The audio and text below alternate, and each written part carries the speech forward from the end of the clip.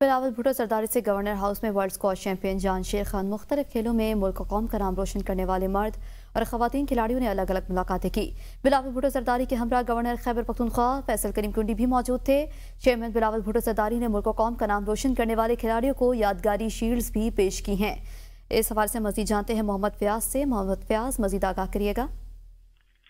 جی بالکل، Pakistan Peoples party کے chairman Bilawal Bhutto Zardari اس وقت پشاور میں موجود ہے اور انتہائی جو ہے مصروف دن جو ہے وہ یہاں پہ گزارا ہے۔ انہوں نے چونکہ 3 بجے کے قریب وہ پشاور ایئرپورٹ پر آئے، جہاں پر گورنر خیبر پختونخوا فیصل کریم کنڈی نے ان کا استقبال کیا۔ ان کے ساتھ جو پیپلز پارٹی کے صوبائی صدر محمد شاہ بادشاہ سمیت دوسرے جو رہنما تھے وہ بھی موجود تھے۔ انہوں نے سیدھا جو ہے وہ گورنر ہاؤس پہنچے، جہاں پر انہوں نے پاکستان پیپلز پارٹی کے رہنماؤں کے ساتھ ملاقات کی، ٹکٹ ہولڈرز کے ساتھ ملاقات کی۔